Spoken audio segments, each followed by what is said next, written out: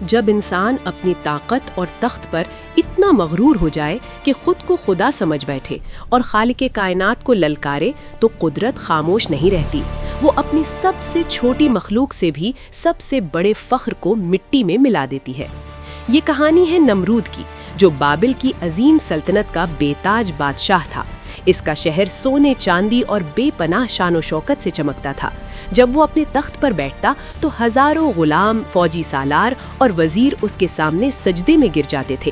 ایک دن نمرود کے دربار میں اس کا سب سے بڑا نجومی آج حاضر ہوا۔ اے بادشاہ، میں نے دیکھا ہے کہ جلد ہی ایک مرد پیدا ہوگا جو آپ کے دین کو باطل کر دے گا۔ میں حکم دیتا ہوں کہ جاؤ سب لوگوں کو بتا دو کہ میری سلطنت میں کوئی مرد اپنی عورت کے قریب نہ جائے۔ مگر اللہ کا فیصلہ اٹل تھا۔ اسی دوران حضرت ابراہیم علیہ السلام کی والدہ حاملہ ہوئیں۔ حمل کو چھپانا ناممکن ہوتا جا رہا تھا، اس لیے جب ولادت کا وقت قریب آیا تو وہ ایک غار میں چلی گئیں۔ وہیں رب کے حکم سے نبی کی ولادت ہوئی۔ ماں نے کلیجے پر پتھر رکھ کر ننھے ابراہیم کو ایک کپڑے میں لپیٹ کر وہیں چھوڑ دیا۔ غار کا منہ ایک بھاری پتھر سے بند کیا اور خاموشی سے واپس روانہ ہوئی تاکہ کسی کو معلوم نہ ہو۔ غار کے اس سناٹے میں اللہ نے ننھے ابراہیم کے لیے ان کے انگوٹھے سے دودھ جاری کر دیا۔ وہ 13 سال تک اسی غار میں رہے۔ ایک روز ان کی والدہ انہیں اپنے گھر واپس لے آئیں۔ اب وہ 13 سال کا ہو چکا تھا۔ جب آزر گھر آیا اور اس نے ابراہیم کو دیکھا تو پوچھا، یہ کون ہے جو اس سلطنت میں زندہ بچ گیا؟ یہ کون ہے اور کیسے بچ گیا؟ حالانکہ بادشاہ نمرود نے تو سخت نگرانی کا حکم دیا ہوا تھا۔ یہ تیرا ہی لڑکا ہے جو 13 سال پہلے غار میں پیدا ہوا تھا۔ افسوس ہے تجھ پر، اگر بادشاہ کو پتا چلا تو میری کیا عزت باقی رہے گی؟ علماء کے درمیان اختلاف ہے کہ آزر حضرت ابراہیم علیہ السلام کے والد تھے یا چچا تھے یا نانا۔ آزر پریشان تھا، سمجھ نہیں پا رہا تھا کہ اس بچے کے ساتھ کیا کرے، مگر جب اس نے اپنے بچے کو دیکھا تو اس کے دل میں بے اختیار محبت بھر گئی۔ آزر نمرود کا وزیر اور با اختیار شخص تھا۔ نمرود کوئی بھی کام آزر سے پوچھے بغیر نہیں کرتا تھا۔ آزر بت بھی تراشا کرتا تھا اور اپنے لڑکوں کو وہ بت بیچنے کے لیے بازار بھیجا کرتا تھا۔ ایک دن آزر نے ابراہیم علیہ السلام کو بھی اپنے دوسرے بیٹوں کی طرح بت بیچنے کے لیے بازار بھیجا، لیکن نبی کا انداز سب سے مختلف تھا۔ وہ بتوں کو رسی میں باندھ کر زمین پر گھسیٹتے تھے۔ یوں لوگوں کو معلوم ہو گیا کہ یہ نوجوان بتوں کو نہیں مانتا۔ پھر ایک دن عید کا موقع آیا۔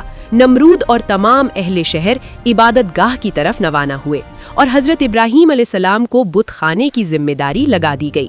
یہ وہی لمحہ تھا جس کا نبی کو انتظار تھا۔ وہ ایک بہت بڑا کلہاڑا لے کر بت خانے میں داخل ہوئے اور ایک بڑے بت کے سوا سب کو ٹکڑے ٹکڑے کر دیا۔ پھر کلہاڑا اسی بڑے بت کے کندھے پر رکھ دیا۔ جب نمرود اور لوگ واپس آئے تو اپنے خداؤں کو اس حال میں دیکھ کر غصے سے پاگل ہو گئے۔ یہ کس کی حرکت ہے؟ بت خانے کا یہ حال کس نے کیا؟ وہ زندہ نہیں بچے گا۔ ہمیں یقین ہے کہ یہ ابراہیم کا کام ہے، وہ بتوں کو نہیں مانتا۔ تم نے ایسا کیوں کیا؟ کیا تجھے میرا ڈر بھی نہیں تھا؟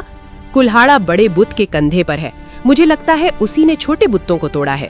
کیا تمہیں معلوم نہیں کہ یہ بت تو پتھر کے بنے ہیں، نہ بول سکتے ہیں اور نہ حرکت کر سکتے ہیں؟ تو پھر یہ بڑے بت سے یہ پوچھو کہ اس نے باقی بتوں کو ٹوٹنے سے بچایا کیوں نہیں؟ تم پاگل ہو کیا؟ وہ بت دیکھ نہیں سکتے اور نہ ایک دوسرے کو ٹوٹنے سے بچا سکتے ہیں۔ اب مجھے یہ بتاؤ، جو بول نہیں سکتے، دیکھ نہیں سکتے، حفاظت نہیں کر سکتے، وہ خدا کیسے ہو سکتے ہیں؟ یہ جواب نمرود کے غرور پر تازیانہ تھا۔ وہ گمسم رہ گیا، سمجھ نہیں پا رہا تھا کہ کیا جواب دے۔ پھر نمرود نے سپاہیوں کو حکم دیا کہ ایک بہت بڑی آگ جلائی جائے۔ پھر ایک بہت بڑی آگ جلائی گئی جس کی شدت میلوں دور تک محسوس ہوتی تھی۔ اب مسئلہ یہ تھا کہ اتنی بڑی آگ کے قریب کیسے جایا جائے اور ابراہیم کو آگ میں کیسے ڈالا جائے؟ ایک منجنیق بناؤ، اس کی مدد سے ابراہیم کو آگ میں ڈالو۔ اللہ نے آگ کو حکم دیا، اے آگ، ابراہیم پر ٹھنڈی اور سلامتی والی ہو جا۔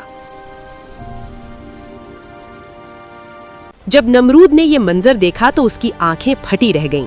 اے ابراہیم، تمہیں آگ نے کیوں نہیں جلایا؟ یہ سب کیسے ہوا؟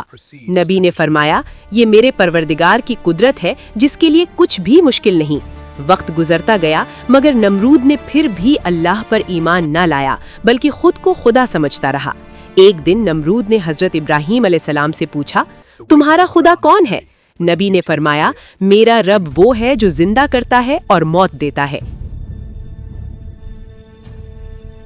اے ابراہیم، یہ کام تو میں بھی کر سکتا ہوں، پھر مجھے خدا کیوں نہیں مانتے؟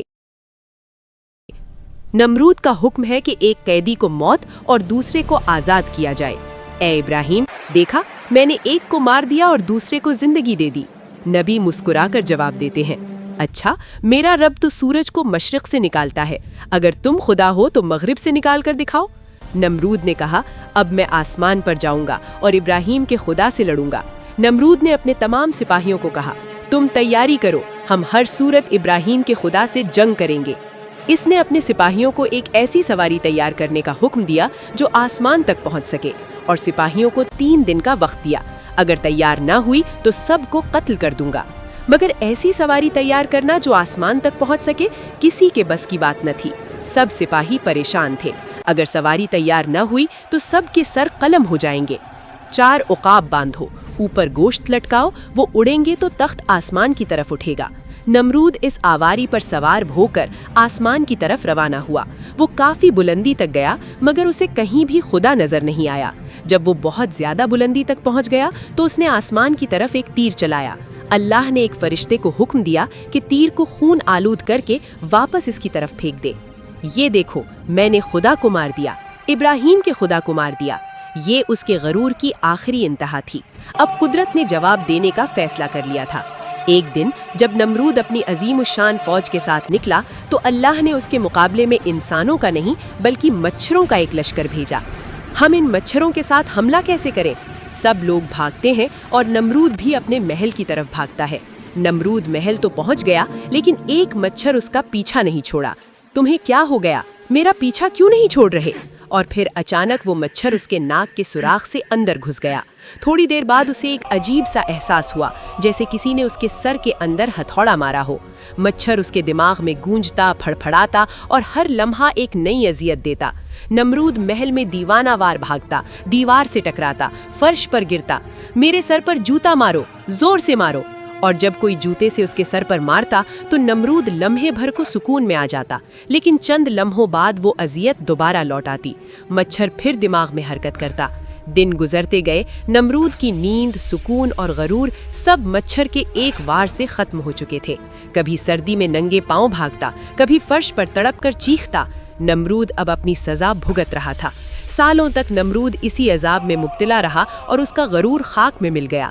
ایک دن وہ اپنے ہی ہاتھوں سے سر پیٹتے ہوئے گر پڑا۔ خدام دوڑ کر اس کے قریب پہنچے مگر اب اس کی سانسیں رک چکی تھیں۔ وہی نمرود جو خدا سے لڑنا چاہتا تھا آج مٹی میں مل گیا، اور یوں وہ بادشاہ جو خود کو خدا کہتا تھا ایک مچھر کے ہاتھوں انجام کو پہنچا۔ یہ انجام صرف نمرود کا نہیں بلکہ ہر اس انسان کے لیے پیغام ہے جو اپنی طاقت پر گھمنڈ کرتا ہے۔ اس سے یہ ثابت ہوا کہ غرور کو مٹانے کے لیے کبھی کبھی ایک مچھر ہی کافی ہوتا ہے۔